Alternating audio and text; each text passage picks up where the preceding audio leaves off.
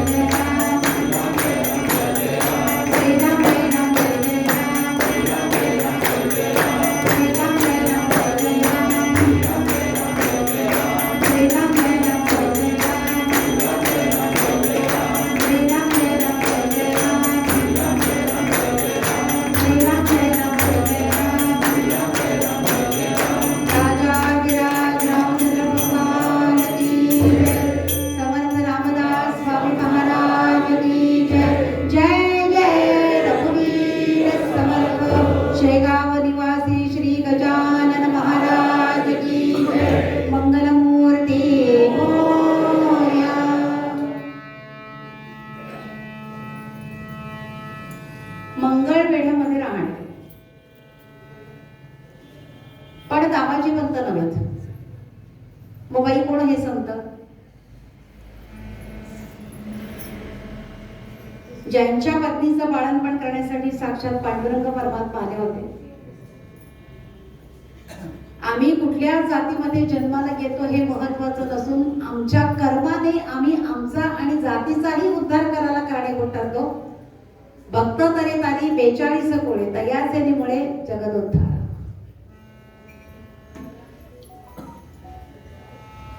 फार मोठा अधिकार होता, फार मोठा अधिकार.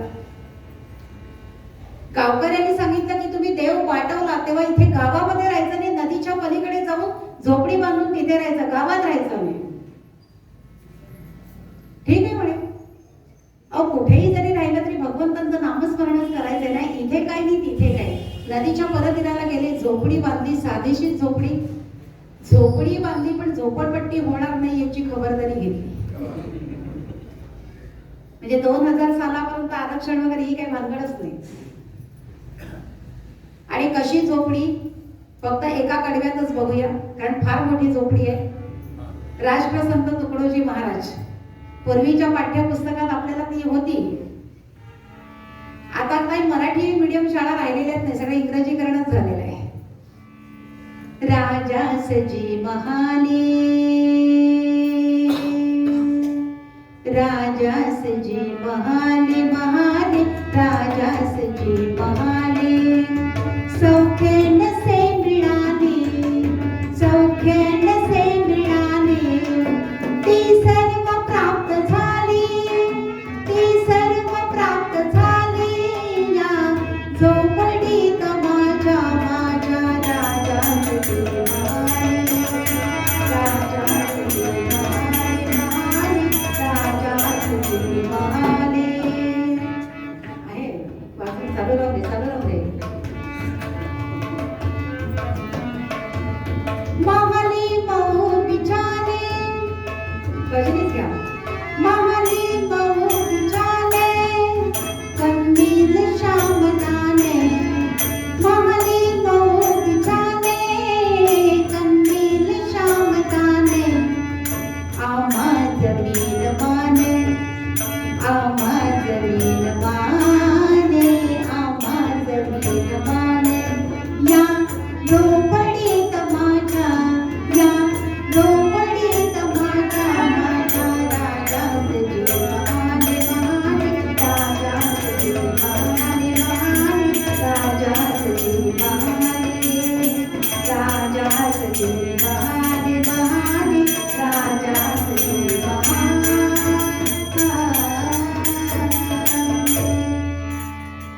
भूमीवरी पडावे, ताऱ्यांकडे पहावे, प्रभुनाम नित्य घ्यावे या झोपडीत माझ्या. येता तसे सुखे या, जाता तसे सुखे जा, कोणा वनी न बोजा या झोपडीत माझ्या. झोपडी बांधली आणि पलीकडच्या किनाऱ्यावरून भगवंतांना साथ घालतायत. काय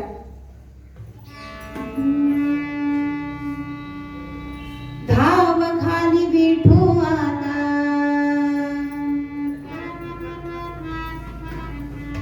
धाव धाव धाव धाव धाव खाली विठू आता, चालू नको मंद. धाव खाली विठू आता, चालू नको मंद. वा. धाव धाव धाव धाव धाव खाली विठू आता, चालू नको मंद. धाव खाली विठू आता, चालू नको मंद. पडवे माझ पारिती ऐसा, काय केला अपराध. पडवे माझ पारिती ऐसा, काय केला अपराध. धाव खाली विठू आता, चालू नको मंद. वा.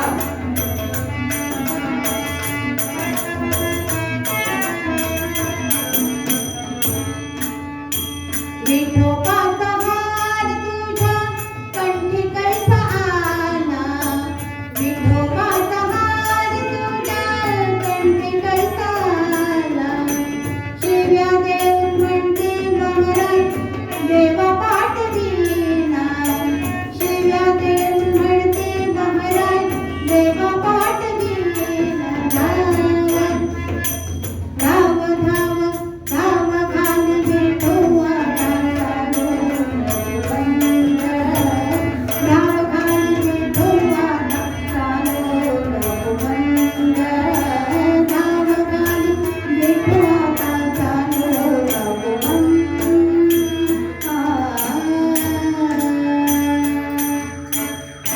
धाव खाली विठू आता, चालू नको मंद. विठोबाचा हार तुझ्या कंठी कैसा आला, शिव्या देऊन म्हणती महाराज अरे देवा पाठविला. पलीकडच्या किनाऱ्यावर भगवंतांना साथ घालतात. कोण होते हे संत? संत चोखामेळा.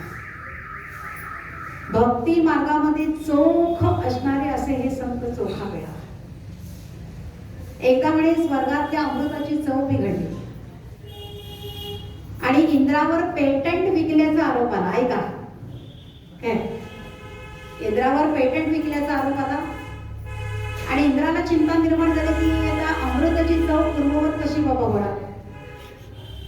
आणि त्याच वेळेला आमच्या गादीचे मानव नारायण नारायण नारायण जय जय रमारमण श्रीरंग जय जय रमारमण श्रीरंग जय जय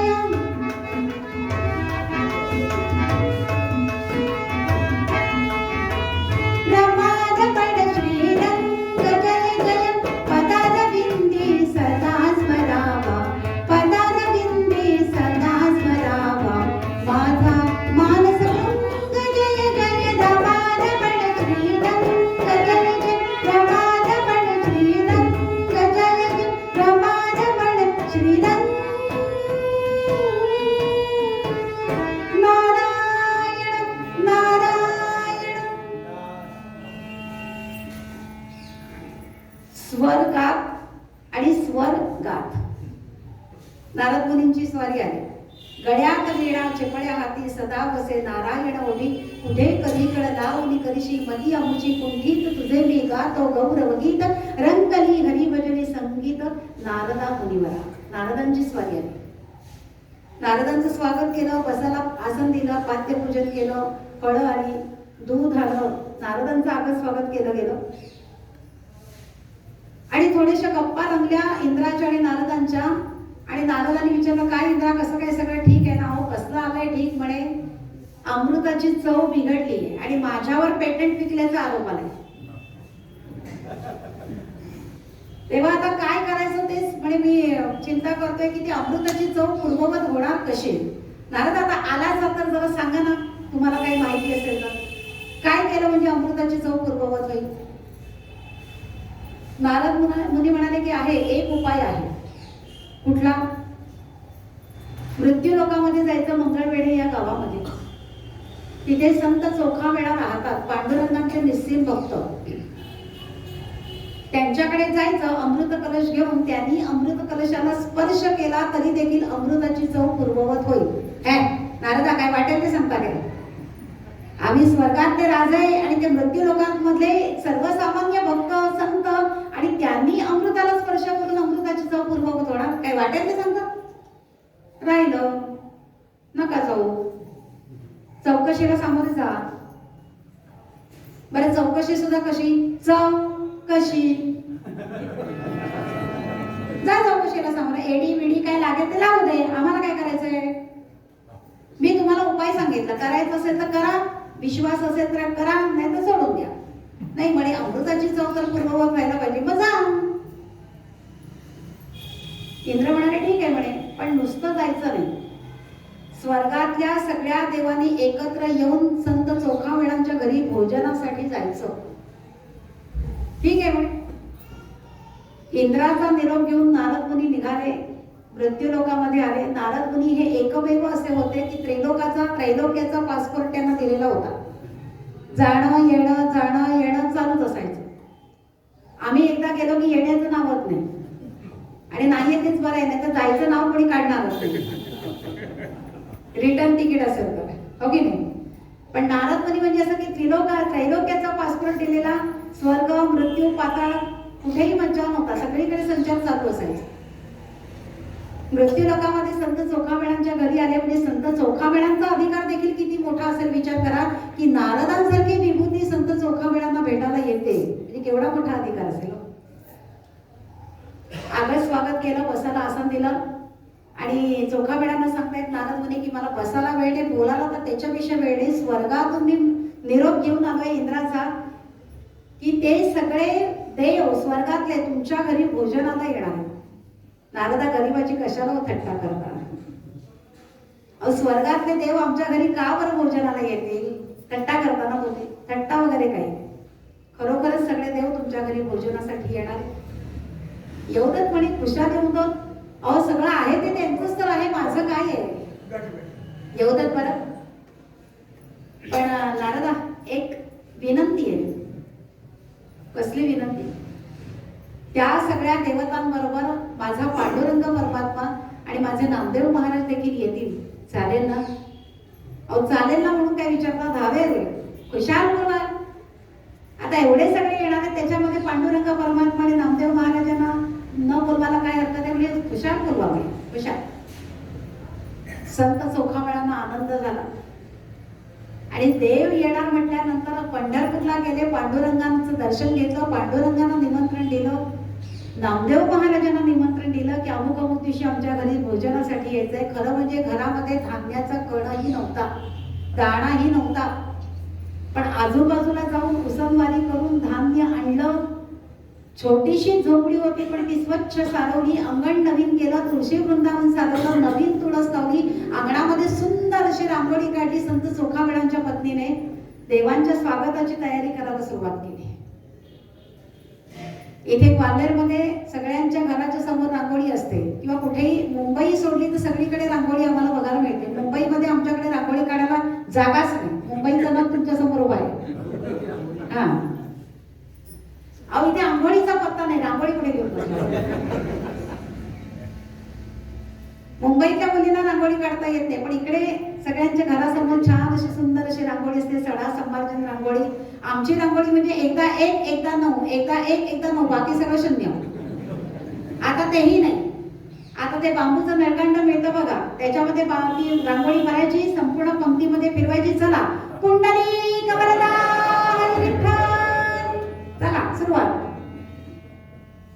पण सुंदर अशी रांगोळी काढली, देवांच्या स्वागताची तयारी करायला सुरुवात केली. आनंद झालेला की सगळे देव आपल्या घरी येणार भोजनासाठी.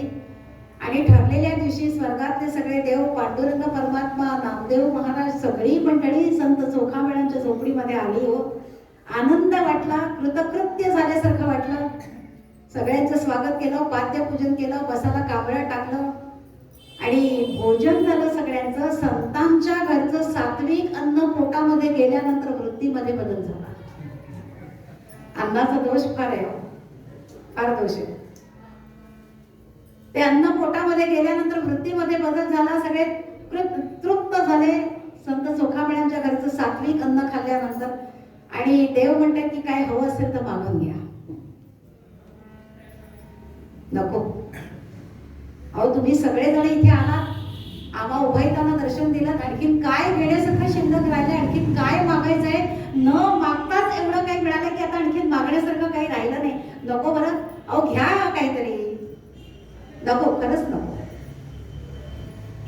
तुम्हाला नको, मग आम्ही मागतो. तुम्ही देव आहात, तुम्हाला मी काय देणार? नाही नाही, ते फक्त तुम्हीच देऊ शकता.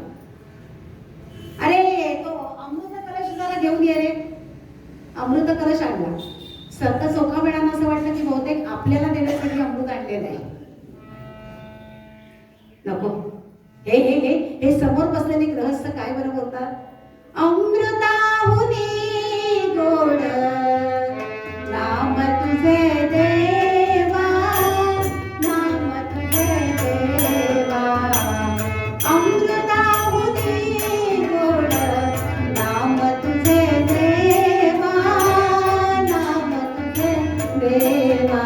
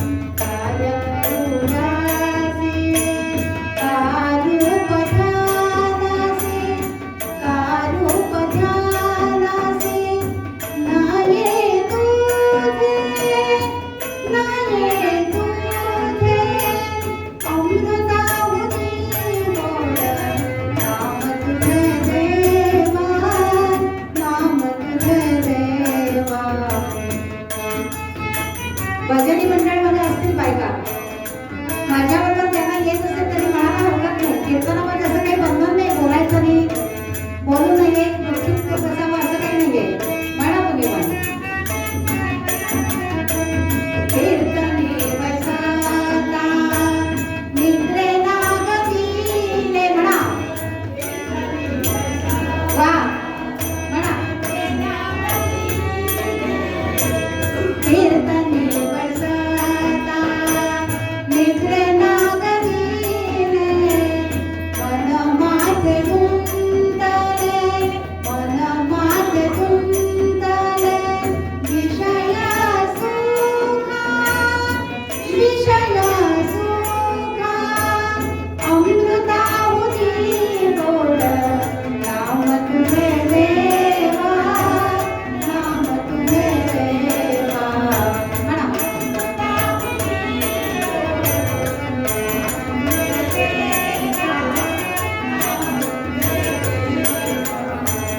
अमृताहुती गोड, नाम तुझे देवा, नाम तुझे देवा. हरिदास गर्जते हरिनामाच्या कीर्ती. पण आता तेवढा वेळ नाही आपल्याकडे. हा. कीर्तनी बैसता निद्रे नागविले, मन माझे गुंतले, विषय सुख. कीर्तनात बसल्यानंतर निद्रा देवी येतेच.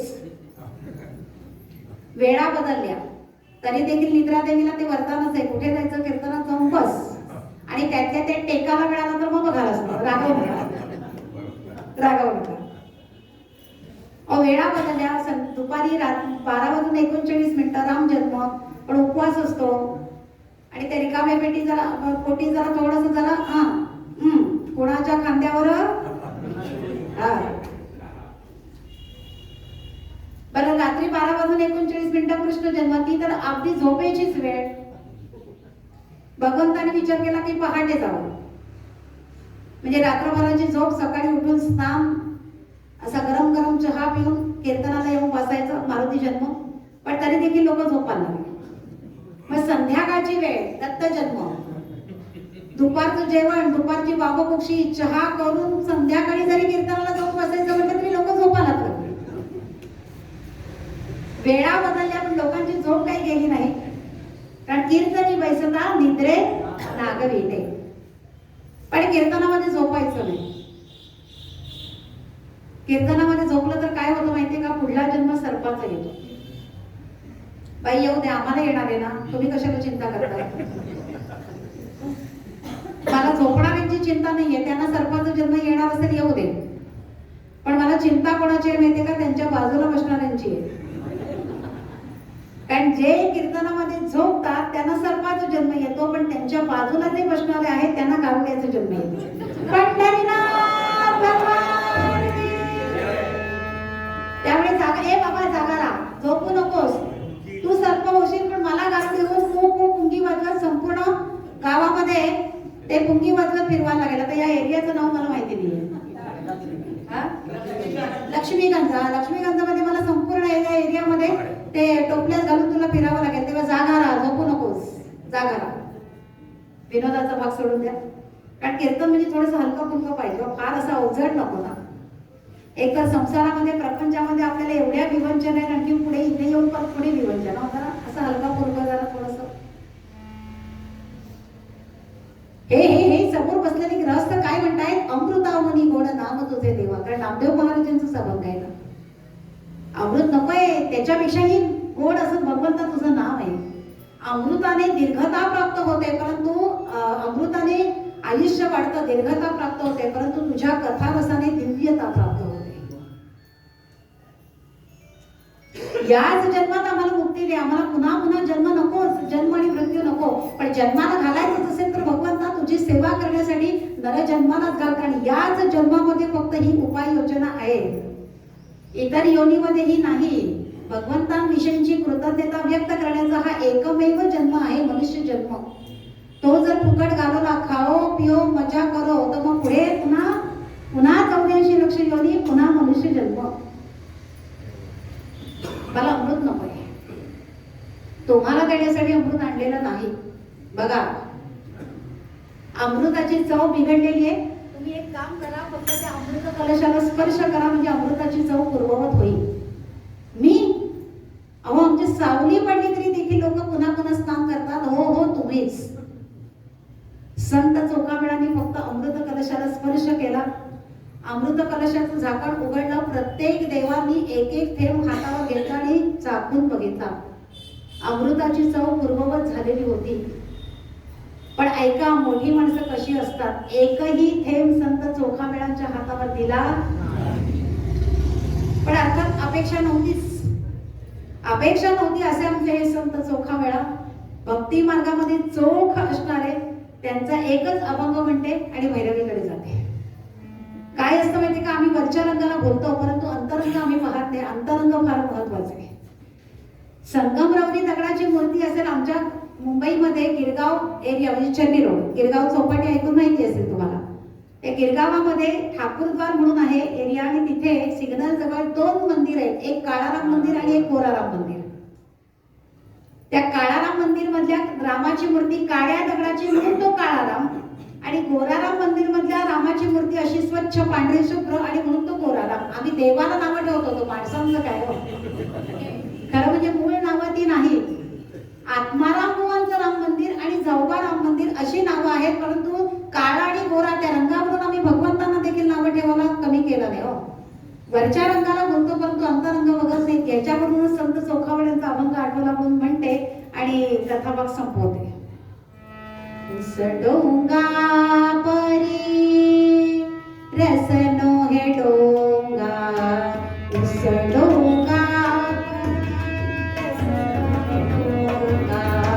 काय फुलला से वरणीय रंगा, काय फुलला से वरणीय रंगा, उस डोंगा परी रसनो हे डोंगा.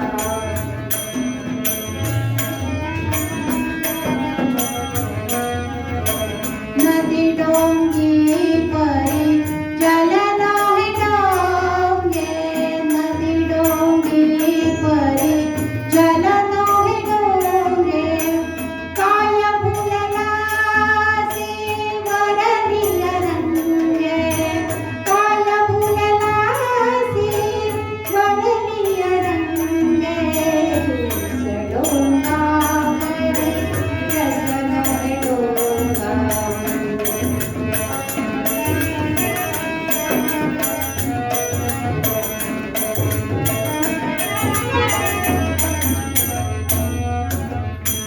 चोखा डोंगा परी, चोखा डोंगा परी, चोखा डोंगा परी.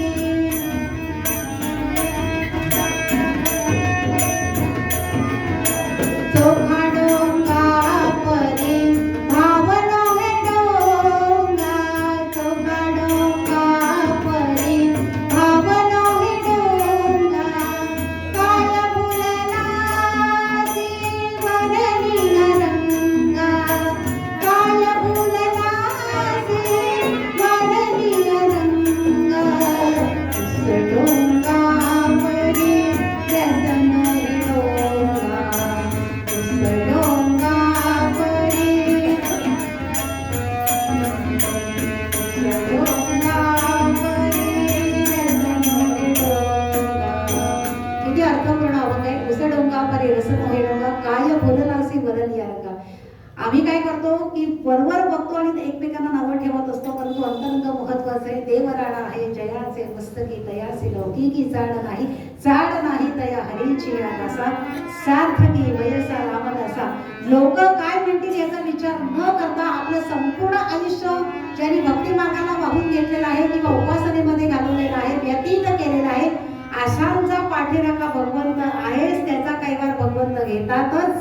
आणि म्हणून समर्थांच्या भाषेत तन्य तो संसारी हरी भक्तिकारी, धन्य तो संसारी हरी भक्तिकारी.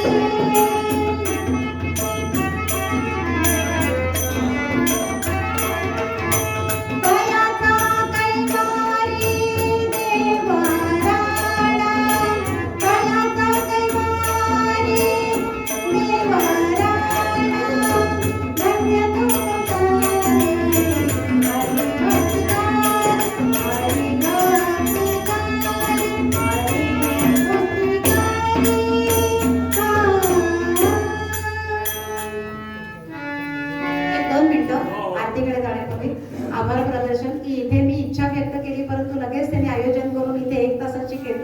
करण्याची मला संधी दिली वाईकर मठात. त्या सगळ्या पदाधिकाऱ्यांचे मी मनपूर्वक आभार मानते. साथीदारांचे आभार. आणि बघता ते श्रोते विना तसंच साथीदारांशी मी सुद्धा कीर्तनाला मजा नाही, त्याबद्दल त्यांचे आभार. श्रोतृ वर्गाचे आभार. आणि झालेले कीर्तनाचं पुष्प भगवंतांच्या चरणकमलांना अर्पण करते. मागे राहिलेली सेवा ती जरा खतखत मनामध्ये होती आणि ठरलेली कीर्तन मला रद्द करावी लागली. पण म्हटलं एक दिवस तर एक दिवस, पण प्रभू रामचंद्राची सेवा करायचं आणि समर्थांची सेवा करण्याचं भाग्य तुम्ही मला दिलं, त्याबद्दल मनपूर्वक तुमच्या सगळ्यांचे आभार आणि कीर्तनाची समाप्ती. हे चिदानंद देवा देवा तुझा